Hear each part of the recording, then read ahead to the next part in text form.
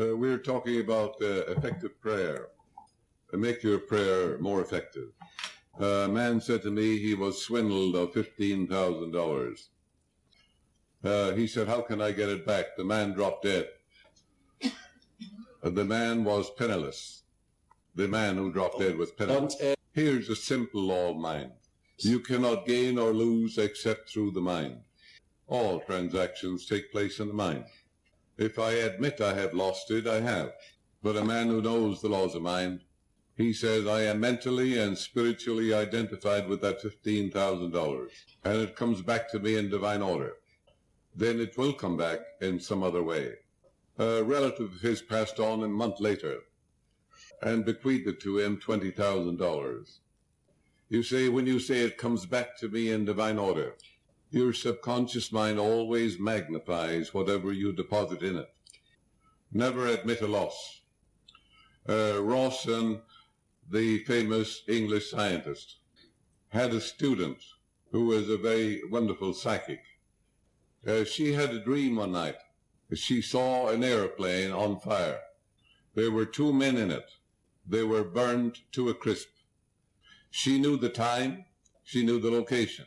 She asked a neighbor to accompany her to the particular area, and they both decided to pray scientifically. In other words, it doesn't have to happen. Nothing is foreordained. Nothing is predestined.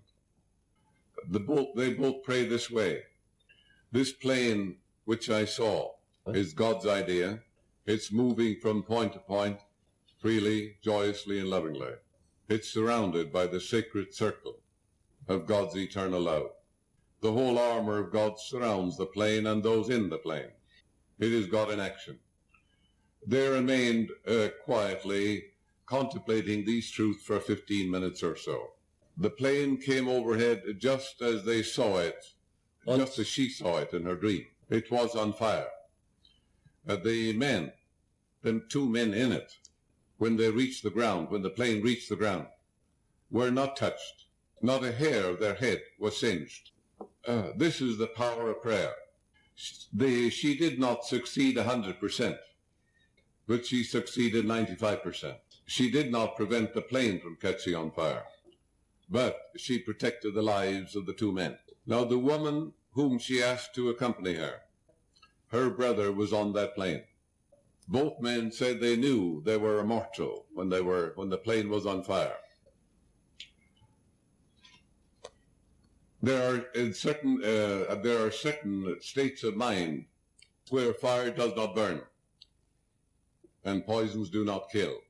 It's true that fire burns, but at higher levels of consciousness, fire does not burn. I have seen people walking on red-hot coals of fire, 1,500 degrees centigrade, in Ceylon, India, and many other parts of the world. They believe they're possessed by gods. They are conditioned over a long period of time, and they believe they're possessed by their gods. The soldier in Vietnam phoned his mother, telling her that the doctor said his foot would have to be amputated. She said, wait until the morning. Said, in the meantime, I will pray about it. His mother was a very spiritual woman. This is called absent prayer. There is no absence in the one present. There is no time or space in the mind principle. His mother prayed this way. She said, my son in Saigon is known in divine mind. The surgeons are God's men, and God is guiding them to do the right thing. The healing presence of the living God flows through my boy, vitalizing, healing, restoring, transforming his whole being. His body is God's body. His life is God's life. And the infinite healing presence, which made him from a cell, is now making him whole and perfect. And the healing love of God saturates his whole being. And God in the midst of him is healing him now. She went over this quietly in her mind. You use no effort in prayer. Prayer is effortless effort. You cannot add power to omnipotence. Prayer is like painting a beautiful scene on the wings of a butterfly. She knew it's impossible for her prayer to fail. That is the meaning of be careful about nothing. It does not mean negligence or carelessness. It means I know the sun will rise in the morning, the stars will come to the sky, that it's impossible for my prayer to fail. When you have a divine indifference, your prayer is always answered, because you know the seed will grow after its kind. This is why the Bible says, the prayer of faith shall save the sick, and the Lord shall raise him up. The doctor came in the morning to see this boy. The gangrenous foot was perfectly normal. His mother's prayer healed him. You can do the same. You can help another person. He can be 10,000 miles away. It makes no difference. The subjective of you is timeless and spaceless. An officer who was in the Vietnam Army, told me at a banquet that he was leading a platoon in Vietnam. He heard his sister's voice, and the voice said, "Stop, stop, stop." The soldiers with him heard nothing. It's an inner voice. It's an inner silent knowing of the soul. Nobody hears it but yourself. He commanded the platoon to stop. Then the voice said, "A mine is ahead." He sent the specialist to check the area. They found a mine. They would have been blown to bits had they gone 3 more yards. He wrote his sister in England. She was a Roman Catholic nun, and she was always praying for her brother. She wrote back. He told her in the letter, "I heard your voice 3 times, and he told her what happened. And she wrote back and told him, "I prayed for you night and morning, and at Mass every morning. And my prayer was this, God's angels watch over my brother, bring him home safe and sound." This is the prayer of faith that saves the sick. The Lord shall raise him up. All things whatsoever you shall ask in prayer, believe that you have received, and you shall receive. And to believe is to live in the state of being it, to be alive to something, and to accept something as true. His subconscious accepted, responded in the voice of a sister, because it knew he would respond to that. It may speak to you in the voice of a mother or a loved one, never in a voice you distrust. The subjective is all wise. It knows all and sees all. It's the ever-living one, the all-wise one, the all-knowing one, the one alone who lives in the hearts of all men. Another instance of absent prayer. A colonel in the United States Army told me that he was on a jeep reconnaissance trip. And he heard the voice of his mother saying, "Stop the car immediately." The officer with him said, "What's wrong?" He said, "I have to examine the car." He said, "I heard my mother's voice, and she said to stop." He said, "I heard nothing." He got out of the car. The wheel on the right side was loose. Had they gone 10 feet more, they would have catapulted over a precipice and have been mangled to death. His mother was praying for him. She was always saying, "He's surrounded by the sacred circle of God's eternal love." The subconscious mind projects a voice that you will listen to. This is how you can protect another person at time of war or danger or in travel. The other person does not have to believe. The other person could be an atheist. There are atheists, for example, who go to Lourdes and to other shrines throughout the world. And you might be amazed to know they have miraculous healings. They tell you point blank they don't believe a word of what the priest or the minister or the rabbi says. They have no religious beliefs of any kind. In other words, they don't recognize the supreme intelligence. In reality, there is no such thing as an atheist, because he's always using what he's denying. He's always using his mind. He's using this intelligence within him to solve problems. He's using this power to walk and to talk. The real atheist is a person. Christianity is full of them. An atheist is a person who doubts and questions the goodness of God in the land of the living. An atheist is a person who thinks that the will of God for him or her is something downright unpleasant. That's the real atheist. Now you might say, how is it and why are these people who go to these shrines and religious meetings have a healing? An atheist may be here in this audience, and he may walk out healed. Why? He's looking for healing. He's going to a doctor, a psychiatrist, a chiropractor. The man is looking for healing. He's open and receptive.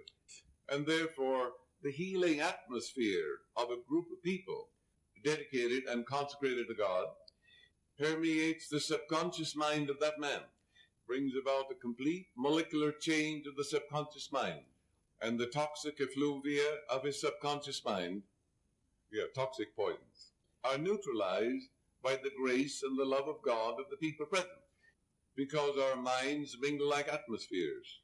And this is why many so-called atheists are healed at meetings such as this and at shrines all over the world. You see, when you go to Shinto shrines, Buddhistic shrines, or Christian shrines, there are thousands of people that go there every day, and they pray that everyone who comes to that shrine are miraculously healed by the power of God. That's why when they go into that atmosphere, it impinges on the receptive media of their mind, and they have a miraculous healing. But always remember, they are looking for healing. Receptivity is essential. They don't have to have faith in any religion. God is no respecter of persons. An atheist, a so-called atheist, can get an answer to his prayer just the same as you can. The God presence is absolutely impersonal. The sun shines on the just and the unjust. The rain falls on the good and the evil. And all men may touch the God presence. And the murderer can be changed in the twinkling of an eye. Paul tells us that you can be changed in the twinkling of an eye. A mother in Los Angeles sound asleep upon the bed. She sees in her dream her daughter raped and choked. Her daughter was in college thousands of miles away. How would you handle that? This is a harrowing dream. It's a recurring dream. Recurring. She was a wise woman. She opened the Bible and she said, "My daughter Mary is known in divine mind. She's in the secret place of the Most High. She abides in the shadow of the Almighty. I will say of the Lord, He's a refuge and fortress. My God, in Him will I trust." My daughter is surrounded by the sacred circle of God's eternal love, and the whole armor of God surrounds her, and she's watched over by the overshadowing presence of God. She's immunized and God intoxicated. In 15 or 20 minutes, her mind was at peace, and she went off into the deep of sleep. She was unable to reach her daughter by phone. It was a holiday in that city. Her daughter called her the following night.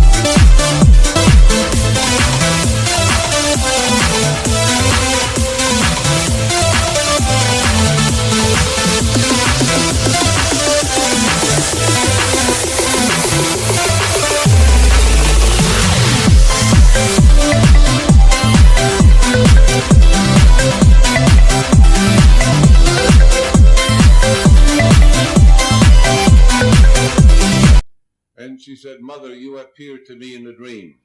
You were highly agitated. You were frightfully disturbed.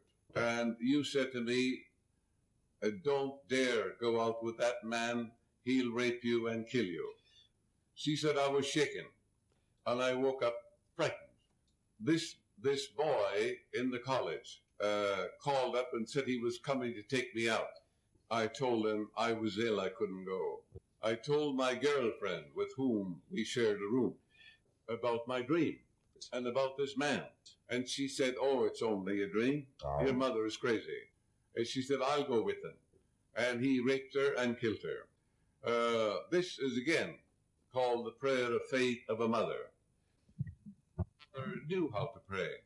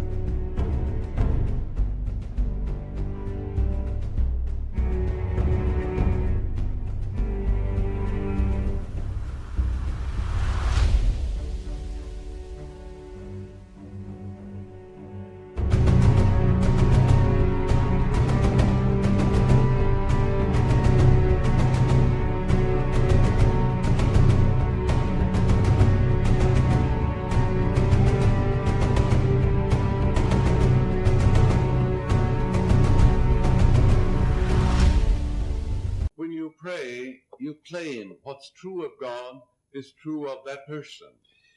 You never pray that the person be protected from shell or shot or guns or things of that nature. You do not pray about symptoms. The highest form of prayer is not to think of symptoms at all or of the body.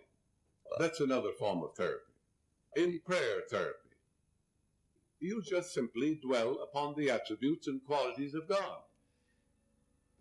And you claim that the love, the peace, the harmony, the healing presence of the living God is flowing through that person.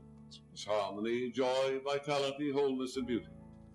But remember, the murmurings and whisperings of the God presence are always lifeward. You shall hear a voice behind thee saying, this is the way, walk ye in. In other words, it's the intimations, the monitions, and murmurings are always lifeward. They seek to protect you. God speaks in peace, not in confusion.